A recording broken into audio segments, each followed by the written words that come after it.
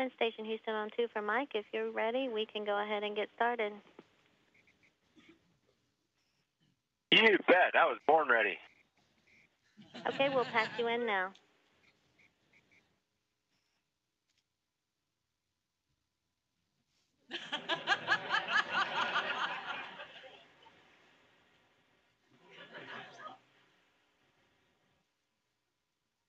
Howdy, this is Mike Fossum. Am I talking to Aggieland?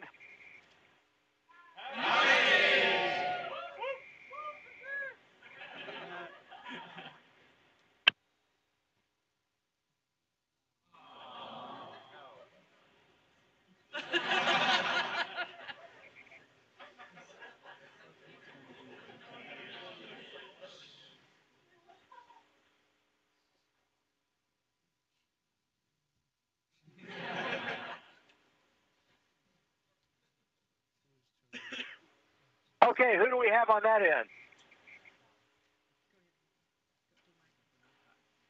This is N.K. Anand. I'm the Interim Dean of Engineering, and we have our students from aerospace, mechanical, and across the college. Pleased to have you, sir. Oh, that's great. That's great. No, it's my honor to speak to you and the students. This is something I've wanted to do for a long time, and really it's great for me to share this experience of being up here with you guys. We appreciate it, and students have lined up here to ask you questions, if it is all right with you. Great. Yeah, let me just start off with a couple of quick things.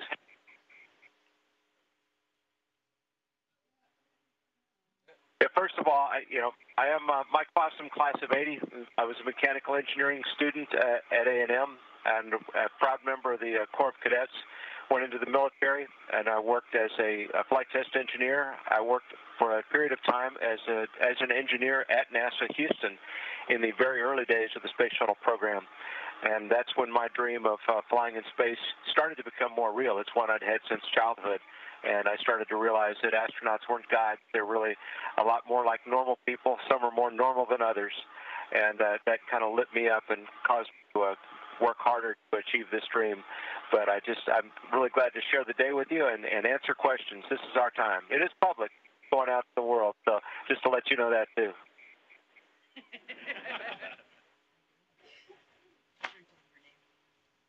Howdy. My name is Andrew Marshall, and I'm a mechanical engineering major like yourself. And my question is, I'm working on an engineering design project whose goal is to create a system that allows astronauts on the ISS to add specific amounts of additives to beverages like sugar and cream or coffee. Now, as an astronaut, are there any particular suggestions or perspectives you could offer? Oh, I need to get some video to you. Some of my comrades up here like to add sweetened condensed milk to coffee, and that's a trick. On the U.S. side, our beverage containers basically have kind of like a large bore needle that goes through a septum to fill it with the proper amount of water, hot or cold water, and the coffee is already pre-mixed. The powdered coffee is pre-mixed with the cream and the sugar in there. But they like to make it more like they call it the Starbucks coffee. And the Russian beverage containers use a whole different kind of thing, where it's kind of a cone-shaped nozzle and a receptacle on the plastic drink bag that you cut an opening and you slide it over the nozzle, hold it tight. And we use that and actually use a syringe to fill with the sweetened condensed milk and inject it into the coffee bag, and then add the hot water and mix it up. That's what you do when you're bored and you want to play with your food, I guess.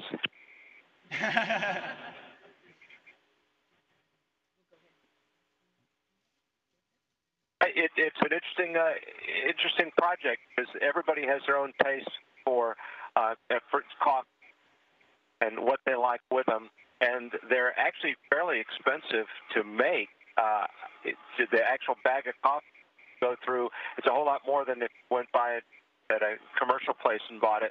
And so they have to launch this coffee black, coffee cream, coffee with sugar, coffee with cream and sugar, coffee with cream and artificial sweetener, and you don't know. We can't just run down to the store and pick up more when we run out of the kind we like. And so there would be some advantages to being able to dial in. I like black coffee. I've gone through a lot of the black coffee in our immediate stores, and so I've been working on acquiring a taste for coffee with other things in it. And it would be kind of nice if I could just dial in the black coffee without adding other stuff. So good luck with the project. All right, thank you very much. Howdy, my name is Alejandro Azacar, and I am a sophomore aerospace engineer. And what I'm wondering is what advice you have for another Aggie who also wants to become an astronaut. Alejandro, I wish you well, and I want you to hurry up. I need some help in the astronaut corps. There's only one of us here these days, and I take a lot of heat, so I need some help.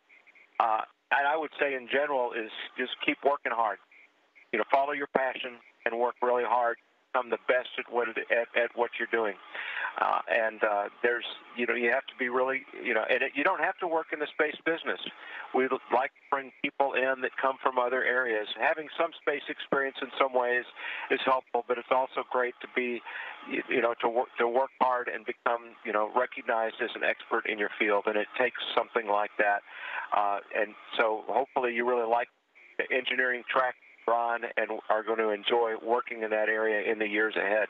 And good luck. Hurry up. Thank you. How's it going, Mike? My name's Bubba, and I'm a computer engineer. And how do you think going to space has changed your perspective on life, and how so? Hey, Bubba. Glad to meet you. My perspective on life, you know, that's an interesting one. It's for me. You can look at that in so many ways. You know, really, this is now a reality, but it started as a dream when I was 11 years old and watched the moon landing, the first moon landing on Earth, our first moon landing, and then, you know, within a year or two, I started thinking about, you know, like every red-blooded kid on the planet, you know, I mean, I want to do that, but I didn't really think it could come true. I did not have the faith, and I you know, as kids do, dreams kind of come and go, and this one always stayed in the back of my mind, but I couldn't shake it completely, and I also couldn't accept that it in any way could become real. And I think that, you know, achieving this for me, this was a really long shot for a kid from the Rio Grande Valley, and a kid from anywhere really, and that it was just such an incredible long shot. And to be able to, you know, be fortunate enough to, you know, to be living and working here right now is just about beyond comprehension. But it goes to show that anything really is possible. You have to stick to it. You have to believe in it. You have to work hard, reach, you know, always find ways to reach and to knock down, go around, or climb over barriers that are in your way. But it can happen. And so I think in that just big sense of the reality of dreams that can come true is a big one. Awesome, dude. Thanks. Howdy. I'm Zach Anderson. I'm a freshman aerospace engineering major, and I was curious, how has been a member of the Corps Cadets help you in your life and your career, sir? Howdy, Zach. To me, you know, joining the Corps, and some of you have heard this story before perhaps, was almost on a whim. I needed a dorm room. Dorms were full. Apartments were too expensive. I had hair down to my shoulders. If you joined the Corps, you got a dorm room. And so I was sold. And that's absolutely a true story. And you know, I got in not knowing what I was getting into. I had only visited A&M a couple of times. When I visited it the first time, I knew that's where I wanted to go to school, but I didn't know how I was going to make it happen. And this is kind of an example of what it took, because I tried things, tried to get the dorms, tried to find an apartment, tried to find some way to finance it, and it wasn't there. So I had only one up, and I went for it. And it was life-changing for me. Joining the Corps of Cadets was a great experience. I made friends there that have been friends for life. And I went in with absolutely no intention of going in the military. I found out the military had all kinds of opportunities to offer. and great experiences, not to mention just the satisfaction of serving our country. And so the being in the Corps really woke me up to all of those possibilities and opened up a complete progression of life events that really got me here today. Because again, when I went to A&M, I had no intention of going to the military, but really for me, one of the keys was working as a flight test engineer and having the flight experience in the Air Force that gave me a skill set that happened to be something that matched up with skills that NASA needed for this kind of job. And I would not be here today if it wasn't for having taken that fateful step, cut my hair, and join the Corps. Thank you, sir.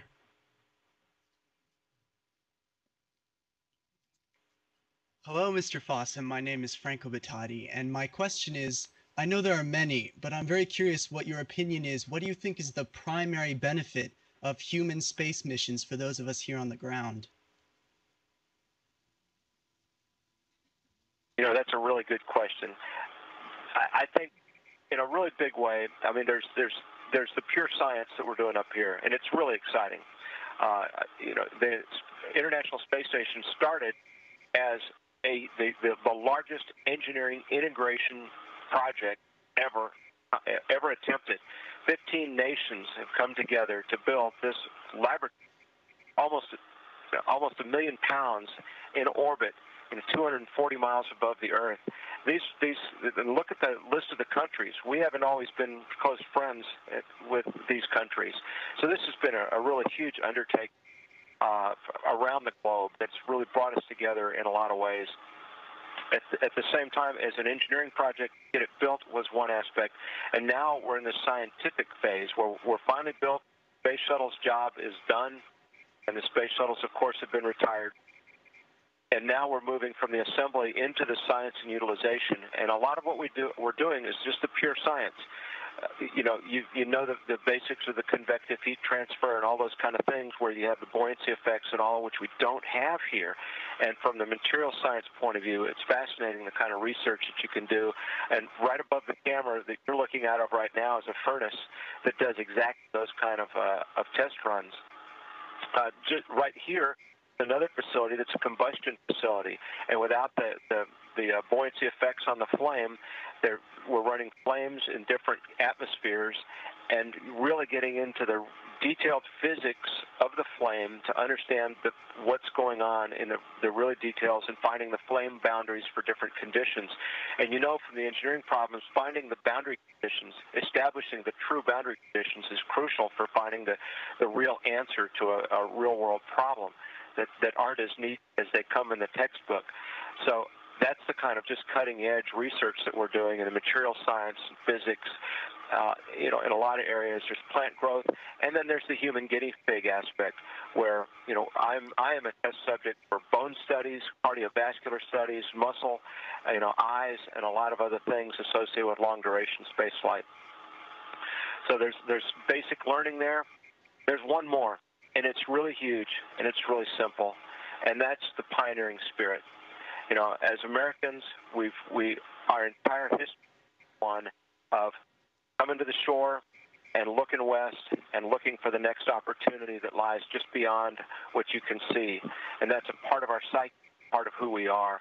And I think it's important for us to maintain that kind of edge, because it is what has made us a great country, and continuing to look at the world that way, to look at opportunities that way. And this is one of those ways. Space is another frontier. We're pioneering space now as we learn how to live and work here, and we establish the foundation for bigger things for the future.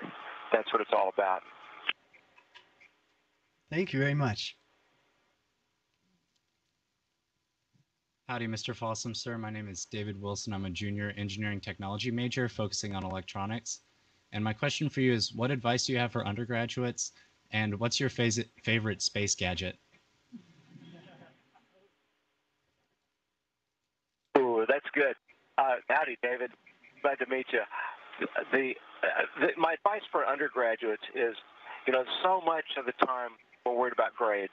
You're worried about grades if you're one of the fighters that's trying to stay in school. You, of course, are worried about grades. Your parents are worried about grades when they get the reports, and they want to know how things are going, and that's to be expected because they're making an investment in helping you through this.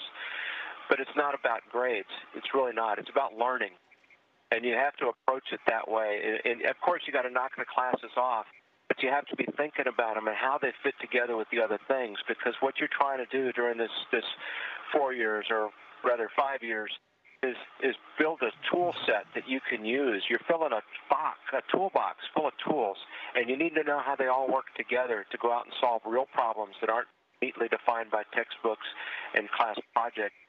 And it requires critical thinking, and it requires you to understand the different tools that you have at your disposal. And so go at it with a passion, not to get the A, a passion to learn and to understand the concepts that you're dealing with here and how they fit together. That's my best advice for right now. Thank you, sir. Could you also tell me what's your favorite gadget in space? My favorite gadget in space, it has to be. It's a big one. It's the EMU. It's the spacesuit that we use to do spacewalks, and I've done 7 spacewalks now, and that's a pretty cool gadget to be outside in your own. Really, it's a spaceship. Thank you, sir. Good afternoon, sir. My name is Michael Vaneski. I'm a sophomore aerospace engineering major, and my question is, do you believe that the private space industry will play a large part in the future of manned space exploration, or that there will be a return to government-funded projects once we get some of our own economic issues back here on Earth sorted out, sir? Hey, Michael, we could talk all afternoon and evening about that one. I think the private space industries are here to stay. They're in this business in a really big, really serious way. There's a confusing number of them that are, to me anyway, because I've been heads down training for years here. But there's a lot of action going on. There's a lot of people with a lot of ideas, and they're making things happen. They are building rockets, and they are launching spaceships. There's several that are right on the verge of being able to launch a commercial cargo ship to the space station, and they're working to get a human launch capability. I think that there's definitely a role for the government in this too. It's a little hard to say yet what the business model might be, and I am certainly no expert in this, and I'm not a NASA space policy kind of guy. But if NASA is your only customer, then I don't understand why we make real big departures from the ways we've done it in the past. So I think NASA's going to be continuing to work and develop things too. There are some progress made in that arena, and time will tell. There's a lot of great ideas, a lot of smart people working very hard that have highly motivated, and that's a very fertile opportunity to make things happen, come up with new ways of doing business, smart ways of getting things certified, and maybe, sometimes the government moves kind of slow, and the private industry has the advantage of not having the kind of government, bureaucracy we have, but some of that also, have been trade-offs through the years as we've learned some hard lessons. So it's going to be interesting to see. I think both are going to be involved. Thank you very much, sir.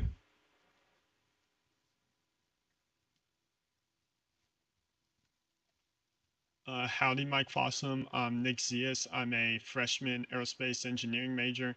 And I just wanted to ask, how is it like living in space for an extended period of time? Howdy, Nick. It's really amazing to live up here for an extended period of time. My first 2 missions were space shuttle missions to the space station, so I visited here. Those missions were 2 weeks. At 2 weeks, you're going full out, full weeks, because you only have a very short amount of time to get a big job done, and you don't have much time to look out the window and really enjoy being here. You also don't really fully adapt to living and working here. So to me, the advantage of living up here for the long haul is, I am a creature of space now. My body is fully adapted. My reflexes have changed. I can do a lot of grab it with just my feet, not touching with my hands to grab onto handrails and stuff, because you learn where the handrails are. The other day we were working over here right behind me and had to move some stuff, and it ended up displacing one of the handrails. It's really a foot rail, and it was funny to watch guys come in and try to stop the computer and go out of control because the handrail they're used to sticking their foot under wasn't there anymore. And so you really adapt up here. The other thing that's great about it is there's a little more time. We do get most of the weekends off. We do some voluntary science on the weekends, and there's always housekeeping, literally, keeping the place clean and things like that. But there's more time to look out the windows and to really just live it, to experience it, and to enjoy it. And it's been a great experience for me. Thank you very much, sir. Howdy, Mike. Paul Schattenberg. My question to you is, in your opinion, what is the single most important experiment conducted on the International Space Station, and how might that be of benefit to us here on Earth?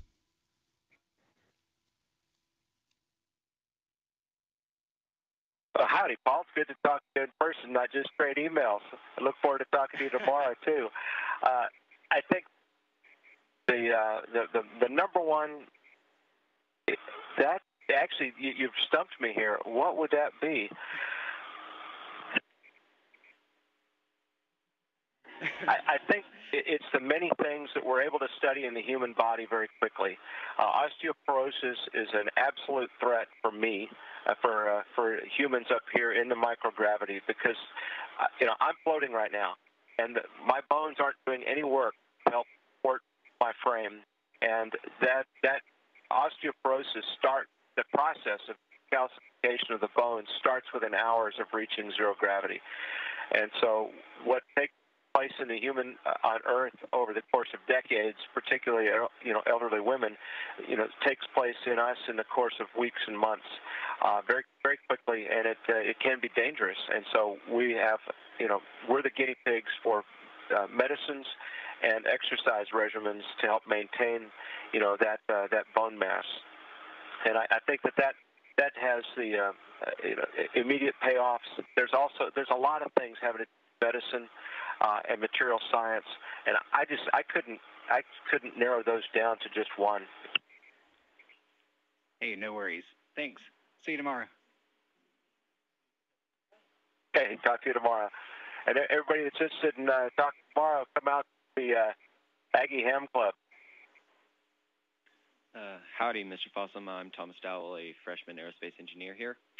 And earlier you spoke of private industry and space flight and how the ISS was this massive project with many nations involved in it. Do you think that in the future private industry and government organizations could work together on a similar project?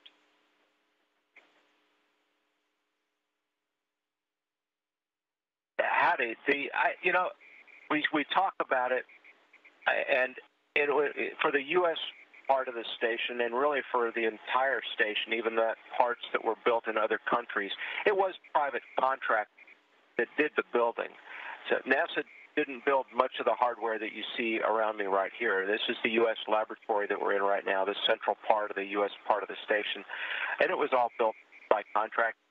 And so to say contract versus NASA, it gets a little mixed. NASA was the prime contract, or NASA was in charge of the project, but we had a prime contract work for NASA, with NASA, and really at all the important boards, space station program, there were two chairs of those boards, a NASA chair and a Boeing chair, and they worked together and kind of came to a unanimous agreement on things as we were working through it.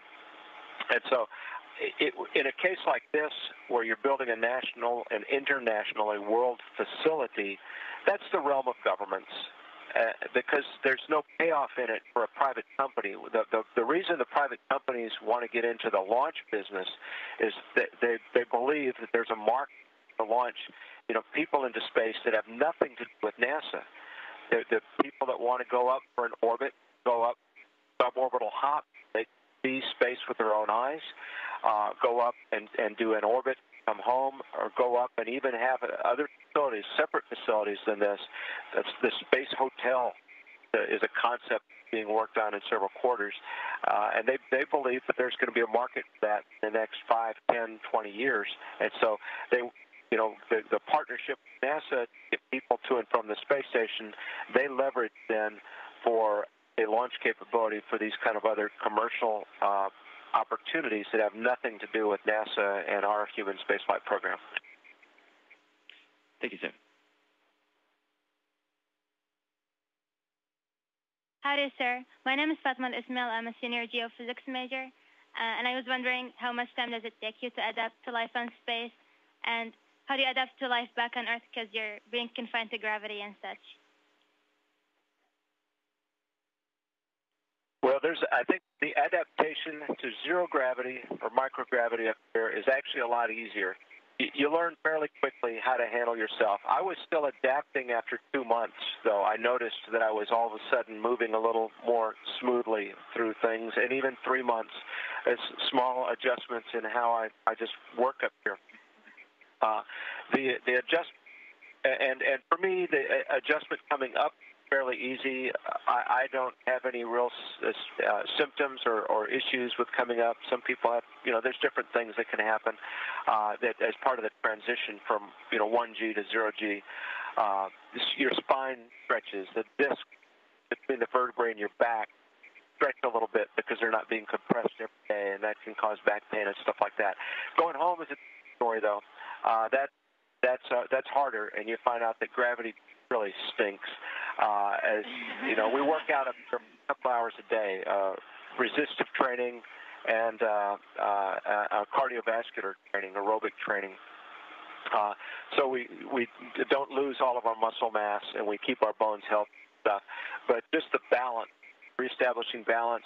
And right now, our blood, the cardiovascular system, our blood lazy circle.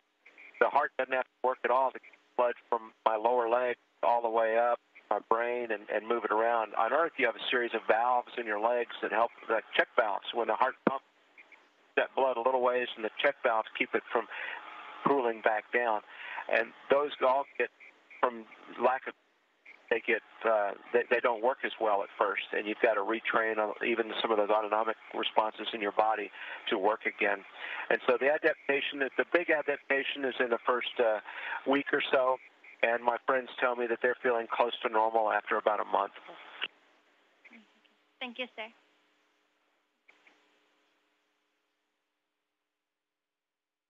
Howdy. My name is Amanda Couch, and I'm an electrical engineering major. And I was wondering how you felt your time at Texas A&M helped prepare you for a career in space. Howdy, Amanda. In a lot of different ways. One was just the exposure to the engineering and the technology, and a bunch of just amazing professors who encouraged and pushed and beat on us, and whatever it took to help us learn was a big part of it. For me too, the experience, equal to that was really the community experience, the working with my friends and studying with buddies, and kind of a teamwork thing. And we learned that, of course, people in the Corps learned that you're living with a group that you have to learn how to get along with, and in kind of a confined space. But even across the camp, the real feeling of teamwork and camaraderie that showed up in so many ways is just part of the Aggie spirit. And I think that that's really important because, right now I'm the only American up here. My two crewmates are from Russia and from Japan, and we're very different people. And we don't even have, we're very different people, but we get along great. And part of this experience for me was just learning how to get along with people at A&M, get along with people that were different than me, and learning the value, putting the value in the teamwork, and playing well with others, and to really just value that time with your friends. My buddies are waiting for me right now because we're going to have dinner together, and they're not going to start dinner until I'm done, so we can all have dinner together, because that's something that we do up here. We make a point of doing, and so you're there at A&M for the college degree, but there's more to it than that. Enjoy the whole experience of being an Aggie, and the friendships, the camaraderie, the spirit, and everything else that comes with being there. Thank you very much.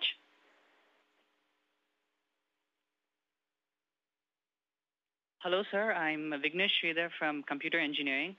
I just wanted to ask from your perspective, how would the ISS be beneficial in manned explorations to Mars? Is it playing a very critical factor in such things? Oh, absolutely. It's huge. Well, one is you've got to keep humans healthy. This is a 5.5 month, almost 6 month mission, and so they under controlled conditions. And if something goes wrong, we literally back on the surface of the Earth in less than 2 hours. That's pushing it some, but in less 4 to 5 hours, we could be on the surface of the Earth, and we could get somebody home if we needed to. The moon, where we've been before, and I think we'll go again, is only 3 days away using standard propulsion systems and things like that. 3 days away. So as we saw with the famous incident on Apollo 13, something went wrong and they were just a few days away, and they managed to find a way to limp it back home. And a lot of really bright people worked hard and pulled some miracles.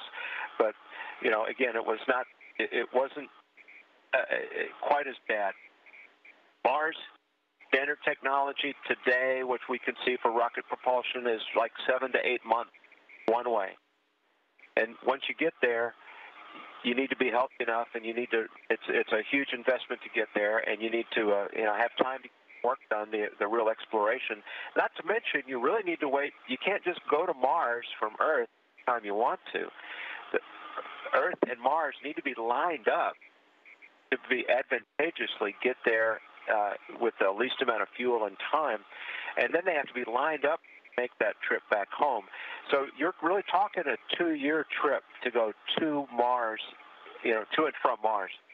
Okay, here we have a cargo ship visit us on a regular basis. We shut the hatches on a cargo ship today. We filled it full of trash, and it's leaving tomorrow, and it's going home, sort of. It's going to be a really impressive shooting star over the Pacific. And then another one's going to launch in a few days and come up and automatic dock space station. If you're on the way to Mars, you have to take everything with you. You can conceptualize most of the stuff that you need to take to Mars with one exception. That's water. 2 years worth of water is still going to weigh 1 kilogram per liter. There's no way to dehydrate it or compress it or anything else. And it's really huge because we need a certain amount of water every day to stay healthy.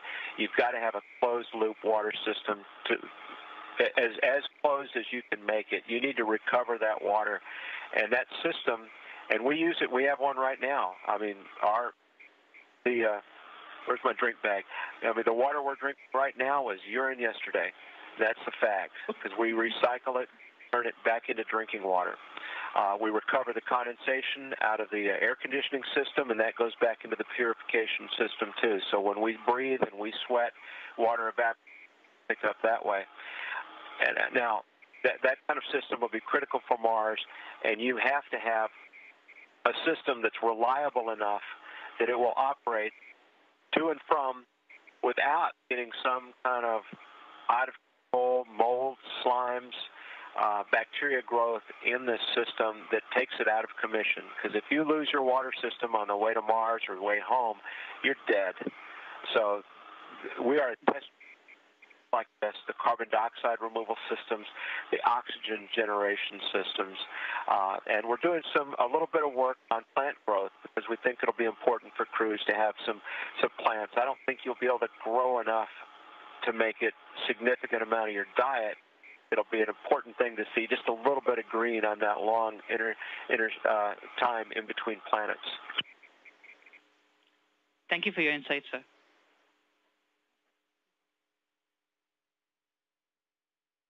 Howdy, sir. My name's Jenny Brewer, and I'm currently an aerospace engineering student.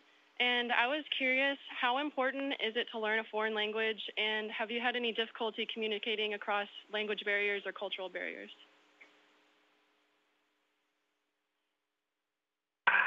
Howdy, Jenny. Oh, yes. I really think it's hugely important, and I'm like most Americans. It is not my strength, and it's embarrassing sometimes. Growing up in the Valley, I grew up being exposed to Spanish down there, and that was a real blessing. Up here, We use a combination operationally for the space station. I mean, English is theoretically the language of the space station, but the reality is we're also launching on Russian Soyuz rockets, and so you need some amount of the Russian language also. I think learning any language at the earliest age you can helps enable your brain to stay more flexible and accept there's other ways, there's other words for this, there's other ways to express these concepts, and it'll help you later. One of the joys, I mean, I love, the mission is great. I'm just loving every minute of it. But the 2.5 years of training to get here was something I dreaded. I really thought it was going to be horrible, and it wasn't. The travel was hard. Being away from my family as much as I was very hard. But there was also a benefit of traveling around the globe and training in Japan, in Germany, in Canada, and a lot in Russia, and getting to know those people, and getting to know, I'll never be, certainly never be able to even get by in Japanese, but I can get around a little bit in Germany, and I can get around in Russia. And learning some of the language helps you really know the people better, helps you know the place better, and helps you know our planet better. It's really important. I encourage everybody to.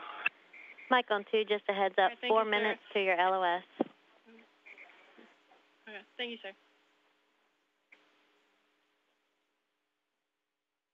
I'm sorry, we broke in. We just have a little less than 4 minutes left, so that's a good heads up. I'm ready for the next one now.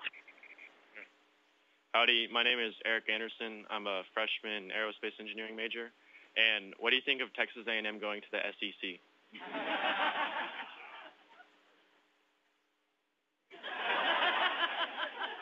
I think it's going to make things really interesting.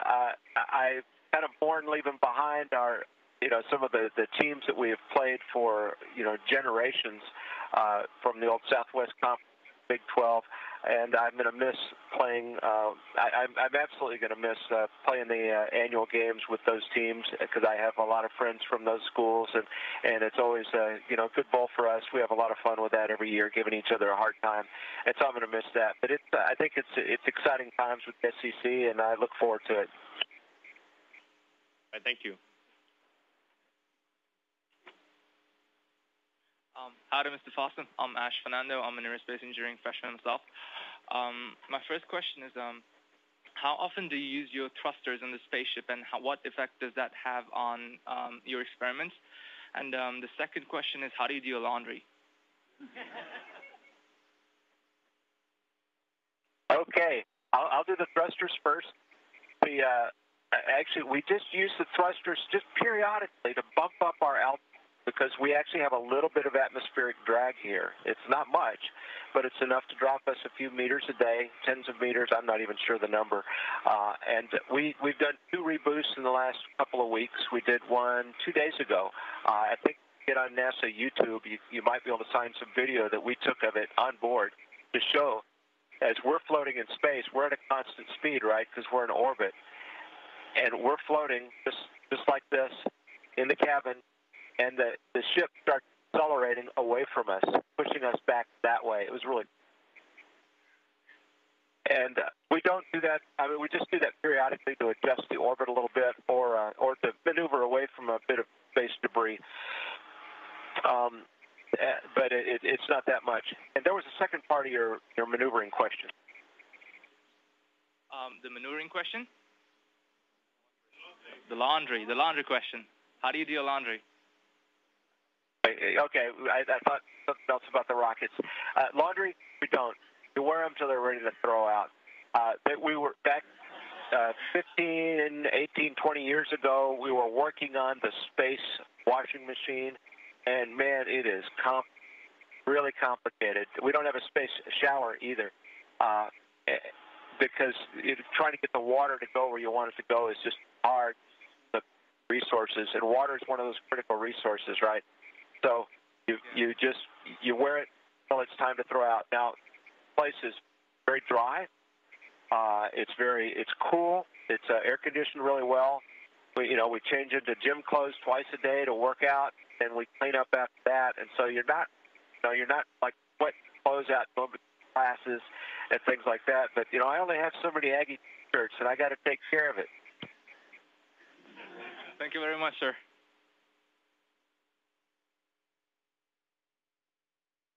Howdy, Mike. My name's Claire. I'm a freshman physics major, and I just wanted to ask, what was your favorite thing about flying on the space shuttle? My favorite thing about flying on the space shuttle was you know, really the launch, and then looking, which is just an incredible ride, and then looking out of the windows for the very first time to see what it was like to see the Earth from space. Not a video, not a picture. My eyes looking through.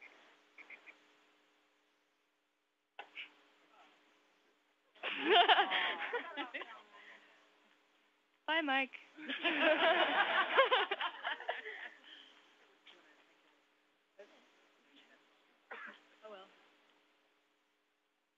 Well, thank you for coming, and, you know, we'll say bye to Mr. Fossum. So hopefully he's hearing us.